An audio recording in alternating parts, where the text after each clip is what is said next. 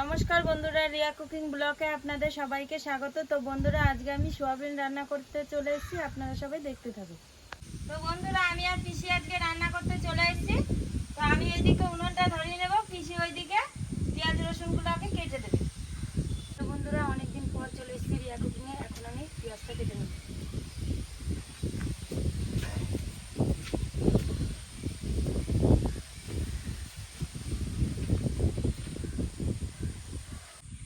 উনুনটা ধরিয়ে দিয়েছি, এবার কড়াইটা চাপিয়ে দেবো। সোয়াবিনগুলো ধোয়ার জন্য গরম জল করে নেব। কড়াইতে জল দিয়ে দিয়েছি, এবার জলটাকে গরম করে নেব। মাছটা কাটা হয়ে গেছে, এবার আদাটা ছুলে নেব।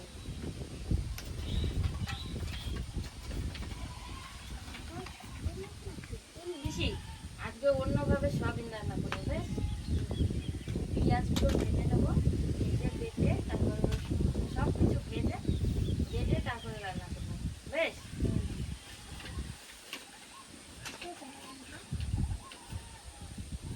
ভাই, তুমি চুপ করে খেলা করো। হ্যাঁ, ওইটা কি কিনেছো তুমি?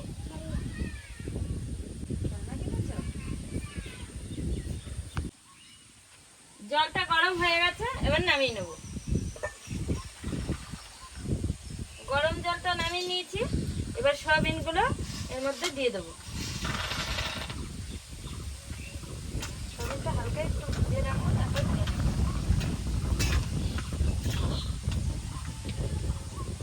এত সুন্দর হাওয়া দিয়েছে এখানে, বলার মতো না। আদাটা ছুলে কেটে নিয়েছি, এখন রসুনটা ছুলে নেব।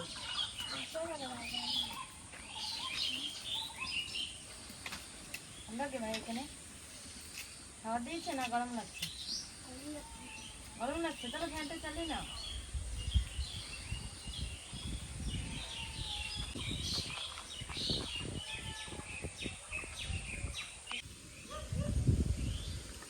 সয়াবিনটা একটু ভিজিয়ে রেখেছিলাম, এবার ছাকনা বাটিতে ঢেলে নেব।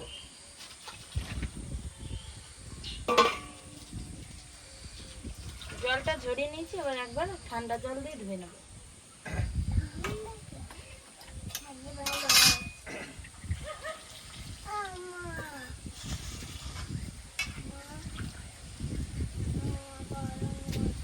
এরকম করে ভালো করে ধুয়ে নেব।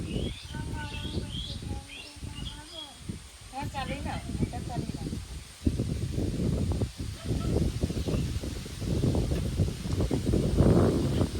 গরম জল দিয়ে ধুয়ে সয়াবিনের গ্যাসটা চলে যাবে।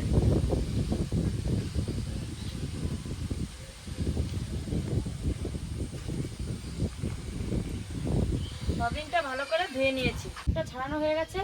এবার টমেটোটা কেটে নেব।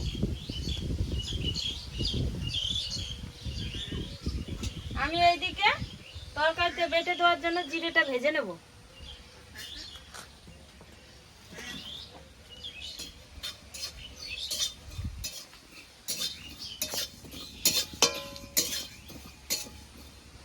কাটা হয়ে গেছে, এবার আলুটা কেটে নেব।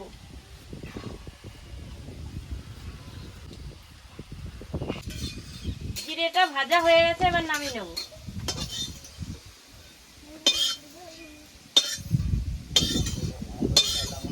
জিরা ভাজাটা নামিয়ে নিয়েছি। আজকে ভাজা বাটা মশলা দিয়ে রান্না করব, তাই পেঁয়াজ রসুন আদাগুলো ভেজে নেব।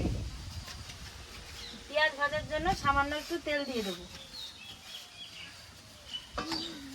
সামান্য একটু তেল দিয়ে দিয়েছি, এবার তেলটা একটু গরম হতে থাকবে। তেলটা গরম হয়ে গেছে, এবার পেঁয়াজটা ভেজে নেব।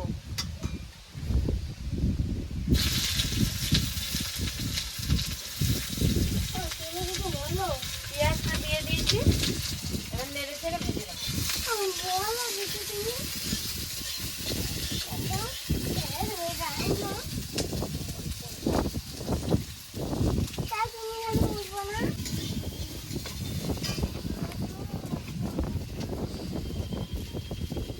চুপ করে বসো ভাই।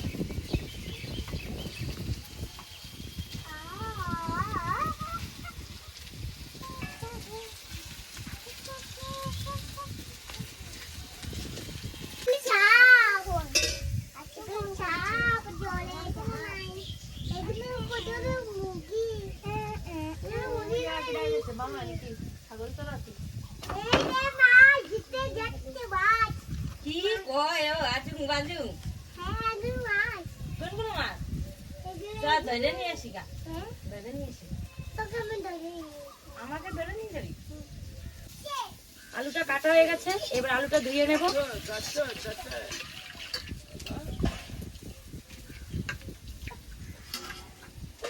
তুলে নেব এখন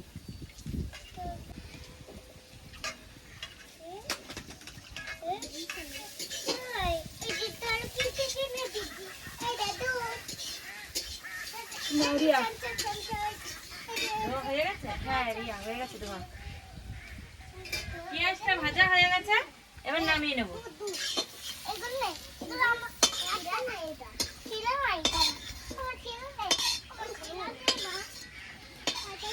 পেঁয়াজ ভাজাটা নামিয়ে নিয়েছি এরপরে আদা রসুন গুলো একসঙ্গে ভেজে নেব আর একটুখানি তেল দিয়ে দেবো তেলটা দিয়ে দিয়েছি তেলটা একটু গরম হয়নি তেলটা গরম হয়ে গেছে এবার আদা রসুনটা ভেজে নেব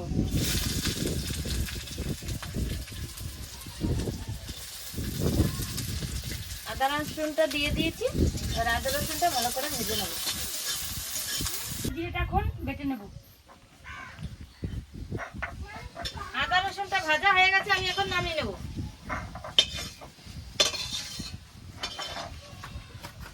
আদা রসুন ভাজাটা নামিয়ে নিয়েছি কাঁচা লঙ্কা শুকনো লঙ্কাটা ভেজে নেব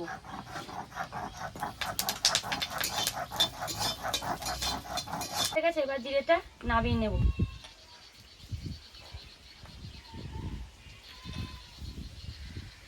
এবার ভেজে রাখা পেঁয়াজ আদা রসুনটা বেটে নেব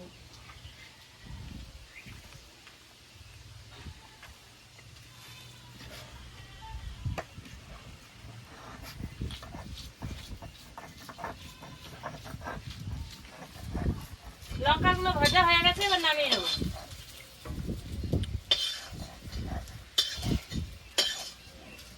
লঙ্কাটা নামিয়ে নিয়েছি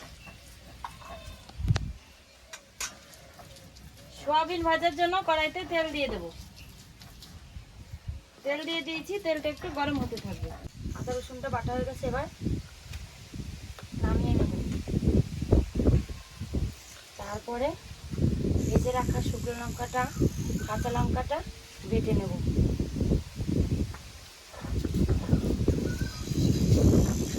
তেলটা গরম হয়ে গেছে এরপরে সয়াবিনগুলো ভেজে নেব সয়াবিন দিয়ে দিয়েছি এবার নুন দিয়ে দেবো নুন দিয়ে দিয়েছি এবার খানিক হলুদ দিয়ে দেবো নেড়ে চেড়ে ভালো করে ভেজে নেবো সয়াবিনটা তো বন্ধুরা যে যে সয়াবিন রান্না করবে সয়াবিনটাকে গরম জলে ভালো করে ধুয়ে নেবে সয়াবিনটা গরম জলে ধুয়ে নিলে সয়াবিনের একটা গন্ধ থাকে গন্ধটা চলে যাবে এবং সয়াবিনটা খেতে ভালো লাগবে সয়াবিনটা নরম হবে সয়াবিনটাকে সুন্দর করে ভেজে নিতে হবে বন্ধুরা ভালোভাবে সয়াবিনটা ভাজা হয়ে গেছে এবার সয়াবিনটা নামিয়ে নেব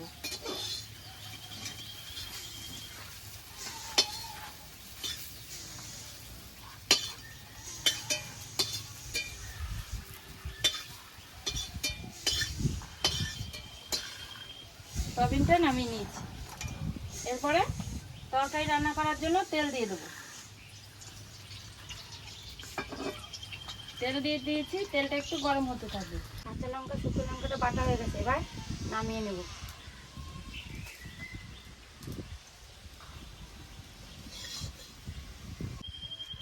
তেলটা গরম হয়ে গেছে এবার সোমবারে দিয়ে দেবো দুটো তেজপাতা দুটো শুকনো লঙ্কা কটা গোটা জিরে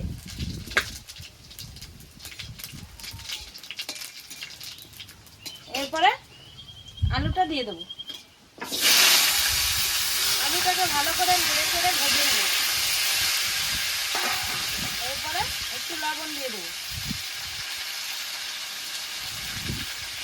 এবার আলুটাকে ভালো করে নেড়ে চেড়ে ভেজে নেব আলুটা প্রায় ভাজা হয়ে গেছে এরপর কেটে রাখা টমেটোটা দিয়ে দেবো টমেটোটা দিয়ে দিয়েছি। এবার আলুর সঙ্গে টমেটোটা একটু ভালো করে একটু ভেজে নেব। আলু টমেটোটা ভাজা হয়ে গেছে। এরপরে ভাজা বাটা মশলাটা দিয়ে দেবো। এখানে আছে পেঁয়াজ রসুন আদা বাটা, এখানে আছে কাঁচা লঙ্কা শুকনো লঙ্কা বাটা, একসঙ্গে দিয়ে দেবো। একসঙ্গে দিয়ে দিয়েছি। এরপরে লবণ হলুদ দিয়ে দেবো। লবণ দিয়ে দিয়েছি, হলুদ দিয়ে দিয়েছি। এরপর নেড়ে চেড়ে ভাজা আলুটার সঙ্গে আর মশলাটা কষিয়ে নেব। আলুর সঙ্গে মশলাটা মেশানোর জন্য হালকা একটু জল দিয়ে দেবো। জল দিয়ে দিয়েছি, একটু নেড়ে চেড়ে এবার ভালো করে মিশিয়ে কষিয়ে নেব। ভাজা বাটা মশলার সঙ্গে ভাজা আলুটাকে সুন্দরভাবে কষিয়ে নিয়েছি। আমার কষানো হয়ে গেছে। এরপরে জল দিয়ে দেবো। জলটা দিয়ে দিয়েছি। তরকারিটা কিছুক্ষণ জাল হতে থাকবে।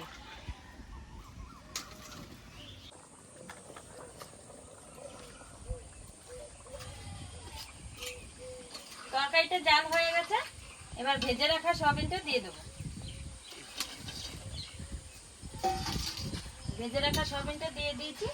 এবার নেড়ে চেড়ে দিয়েছি, একটু জাল হতে থাকবে। তরকারিটা জাল হয়ে গেছে। এরপরে কাসুরি মেথি পাতাটা হাতে ডলে গুঁড়ি করে দিয়ে দেব।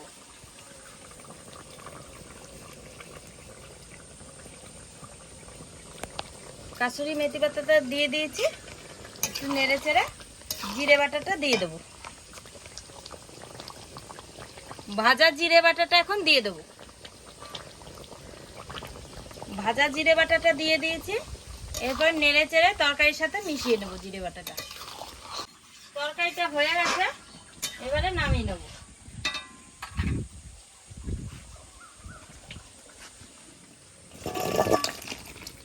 তরকারিটা নামিয়ে নিয়েছি। আমার রান্না বান্না কমপ্লিট হয়ে গেছে।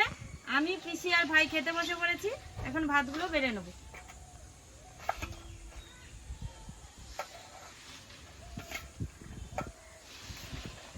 আমরা ভাত নিয়ে বসে পড়েছি। এবার আমরা এখন ভাতটা খেয়ে নেব। পিসি শুরু করে দাও।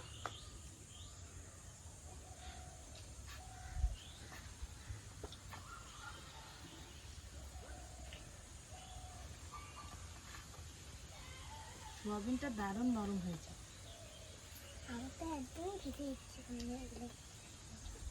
ভালো লাগছে? ভালো হয়েছে সোয়াবিনটা খেতে। রিয়া খুব সুন্দর হয়েছে।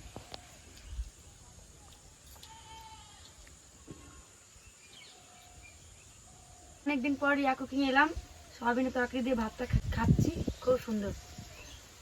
ভাই কেমন লাগছে? বললি না যে কিছু? বৌদি ভালো হয়েছে তো বল। আমার ভাইয়ের প্রচুর লজ্জা, মাথাটা এরকম নিচে করে দিচ্ছে নাকি ভাই? আমার মতো উঁচু করো। আলুটাও খুব সুন্দর গলেছে।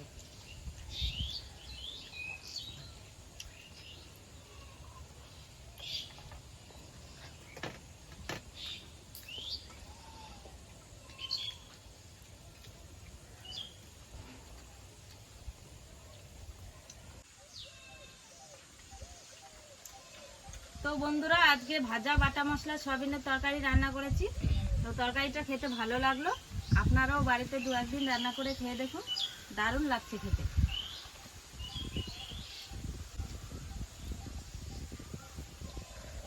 হ্যালো বন্ধুরা, আজকে সয়াবিনের তরকারির ভিডিওটি আপনাদের কেমন লাগলো? আজকে সয়াবিনের তরকারির ভিডিওটি আপনাদের ভালো লেগে থাকলে লাইক কমেন্ট শেয়ার করে আমাদের পাশে থাকবেন। আজকের মতো ভিডিওটি এখানেই শেষ।